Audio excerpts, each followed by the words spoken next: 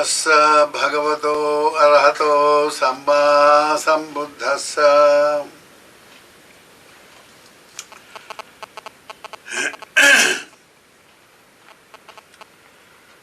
The subject of the discourse today is Indriya, controlling faculties. That is, those faculties which control our conduct here and now, and thereby our destiny here and now and hereafter. So the role of the Indriya is very, very decisive and very important indeed. And if we understand clearly how we could cultivate the Indriyas, develop them, and use them in the right way, then we can be the captain of our own destinies in this very life and in future lives. So it is important for a spiritual practitioner to understand what these faculties are. Now, last time there are 22 of them. We are endowed with these faculties both at the level of the body and the mind. And there are 22 of them, and it is important that we understand them. So we have already discussed about 9 faculties in the last discourse, and we will discuss today on feelings as faculties. A faculty is an original power. It determines our conduct here and now, how we behave, how we act, and so on. And therefore it is important that we understand them. Imagine, as I mentioned last time, I will recapitulate a little. We mentioned that imagine a blind person, how his life becomes handicapped. Just because he is deprived of the ability to see, he is sightless. Now these faculties are at the bodily level. We have eye, ear, nose, tongue and body. These 5 sense organs or the sense faculties. They are also known as sense bases. So these faculties they determine very much how we live, how we conduct ourselves, etc. So if we have sufficient understanding about these faculties, and then the 6th one is the mind as a faculty, as the original source of power. There is nothing that one cannot achieve in this world if one understands the power inherent in the mind. All that one can gather and develop in the form of knowledge, wisdom, virtue, power, anything. All accomplishments of life, they originate in the mind. Therefore, mind as a faculty is a very, very decisive one, and one has to understand how these faculties work. Now, I mentioned about a blind person. How a person is totally handicapped.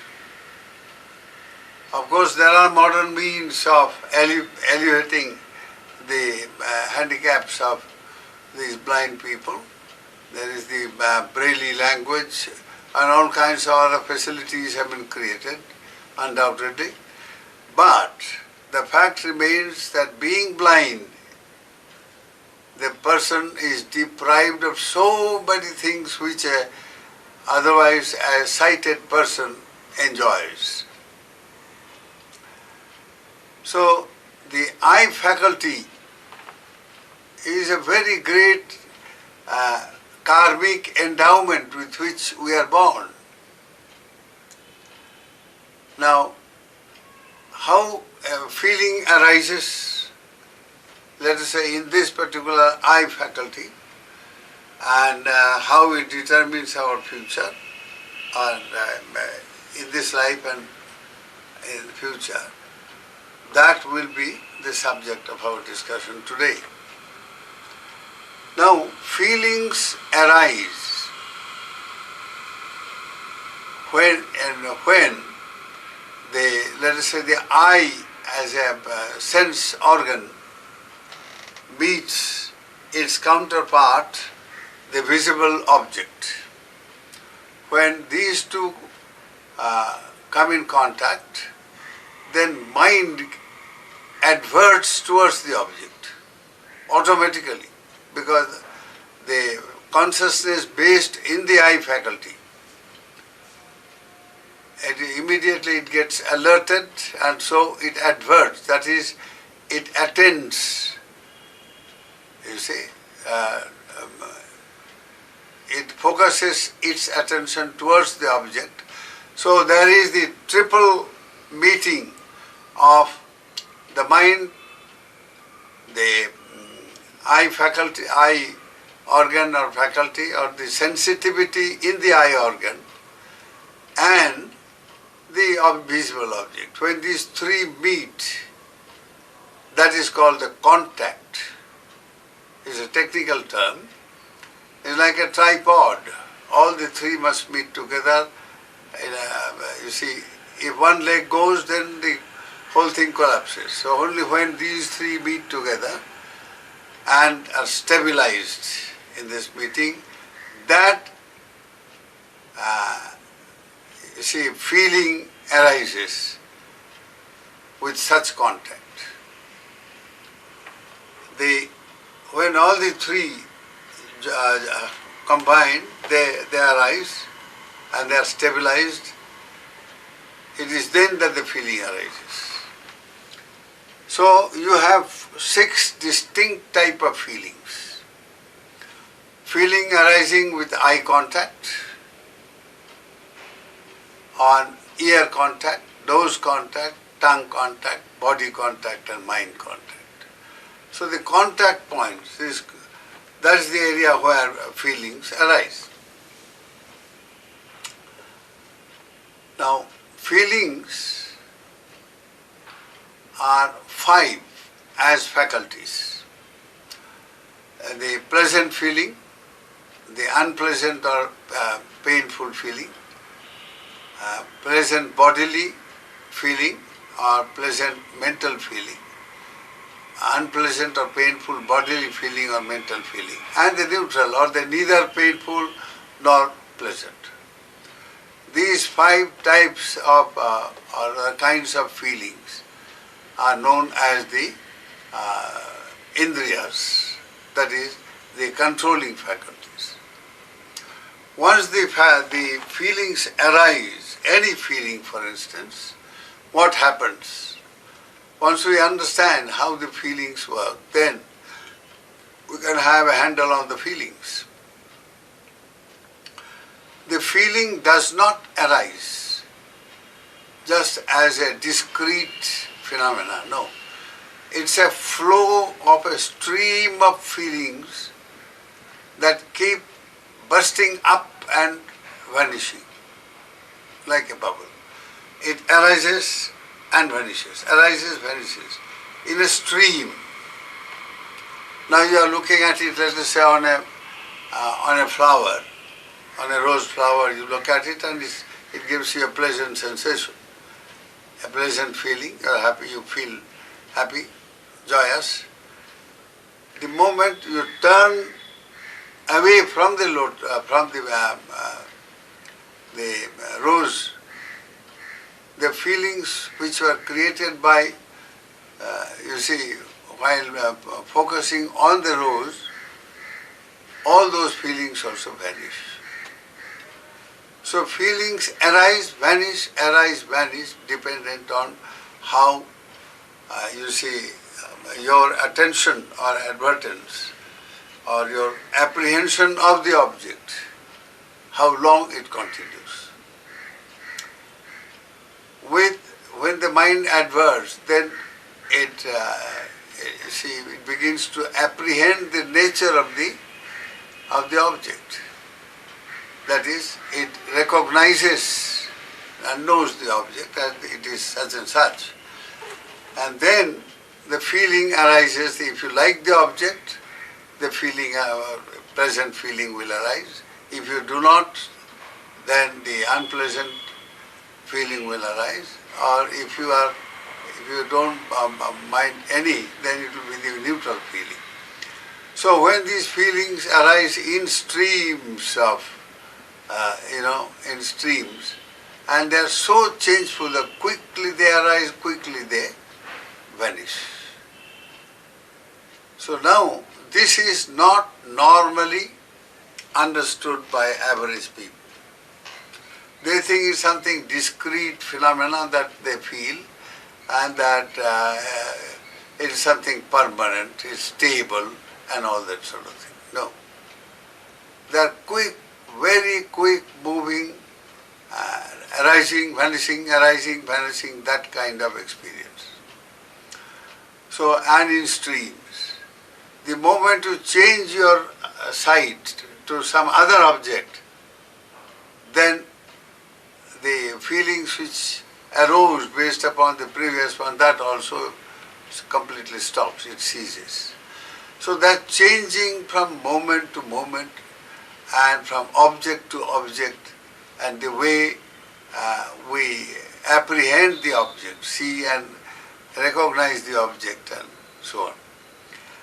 Now this is how feelings originate in contact. Contact in this case, I gave the example of eye, my visible object, and the mind. All the three coming together, meeting together, forming the base for feelings to arise. Now these feelings for normal people, average people, what they think, when they see a nice object and they have a pleasant feeling, they say, oh, I am fine, I like this. And once you like that object, then the next is you desire that object. You want to have it. You recognize, first of all, yes, this is very pleasant feeling, and this is something worth enjoying, and so on. That kind of thinking process sets in, because the feeling leads to a thinking process. And unless this thinking process is under control, that is, you are mindful about this thinking, then this thinking can lead you straight away to craving for the object that you desire.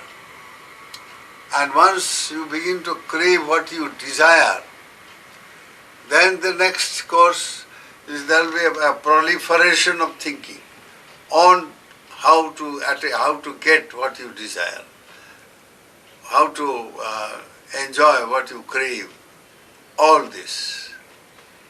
And then when the craving sets in this way and proliferation, one thing leads to the other, another thing leads to the other, this process. Once it sets in, there is very little control that you can have unless you have trained your mind in such a way that you have control over your craving, over your desire, or over your lust or sensual feeling. So this ability to control over desires, etc., that is crucial for spiritual life. If you cannot control and you let it happen, occur, the result is it grows into attachment. So when you become attached to a certain object, let's say between men and women, the attachment that they develop, this is how they develop. And once you are attached, is bound to trigger a process which is known as karma formation. You see, when you become attached, next is you cling to what you are attached. You cling to what you crave. You cling on to the thing that you are attached. You have attachment for. So once clinging comes and it triggers what is called bhava, upadana pachaya bhava. Based upon this attachment or clinging, there arises the karmic formation. That is a process of karmic involvement. Volitional activity has started working. This is the initial point. Kamma bhava, anubhavati bhava. That means the karmic process starts. You have now committed an act of, a volitional act which has a certain potency. Potency means a certain power, inherent power which you can't do anything about. Now it is like medicine, for instance. Medicines have certain potency, that is to say they are valid for a certain period. Say a medicine is valid, it has a time factor. So 1 year, up to that it will be quite effective, and if you take, it will immediately bring relief, etc. But after that it is different. It doesn't work. So a karma, a volitional action, has a potency which, that means a power of or a capacity to produce a certain result. And the result must be compatible with the action itself.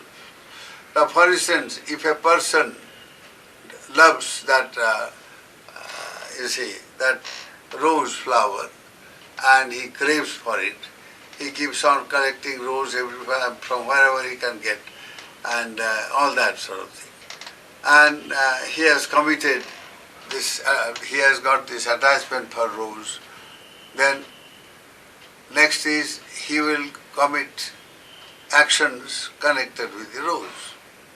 Either he will go and pick up a rose from somebody else's garden, and the person says, "Hey, why are you doing this? Don't touch my flower." And he says, "Why not? I like it, so I'll have it."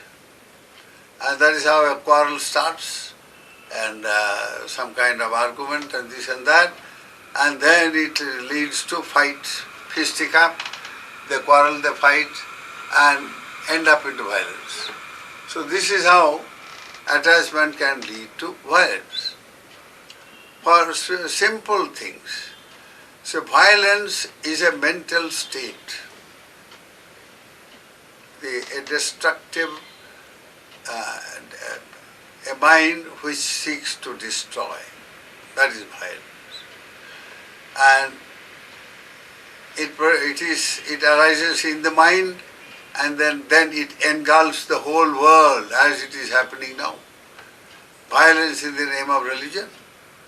Religion is supposed to be something which elevates the human mind and which brings about refinement of conduct, purity of conduct, purity of mind, purity of thinking.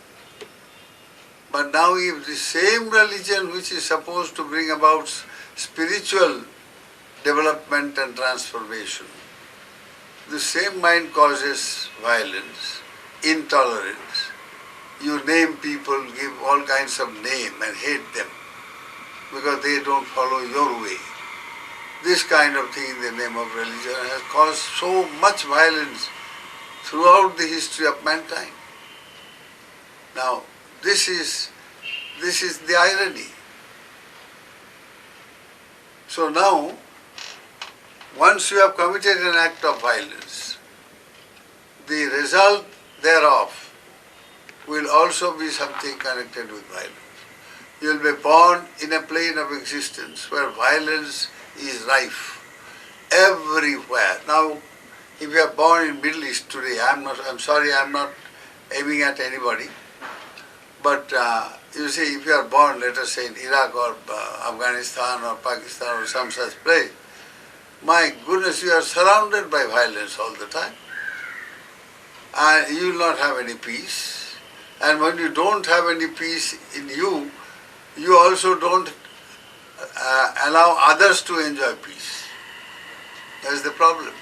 It's something like a smoker who not only smokes and destroys his own health, but he is not content until he involves somebody else also to smoking or drinking and all that sort of thing. So now, this is how these proliferates the actions, and the correlation between action and its result, they are compatible. So you are born in such a situation. So you have created your destiny by your conduct. That is, to begin with, by committing a karma, an action, a volitional action, an intentional action to, to commit violent acts. Violence in speech, violence in action, and etc. So now, if a person trains the mind and says, no, I renounce violence in any form, I will not practice, I will not kill any creature, abuse or fight or beat, and commit any kind of violent action, and the person has very systematically, methodically trained the mind not to be violent, then this thing would not have happened. Whenever there is a rose, in the first place you don't go and pick up somebody else's nose. That means stealing. So that which is not yours, you take it, that is stealing. So this will not happen when you say, no, I will not do that. Yes, I like rose, but I will buy it, or I won't have it, never mind. So he has to give up his attachment for rose. I am just giving an example, that's all. So, you see, if the training, if you undertake Shila, Pancha Shila, whereby you renounce, you abstain from the act, any act of killing or violence, any act of stealing or robbing or corruption, any act of sexual immorality, sexual misconduct, any act of lying or falsehood, or any act of, let's say, indulging in alcoholic drinks or things like that, that you see, that has immediate effect on the mind. One loses control over the mind by developing that kind of habit, and then you become a slave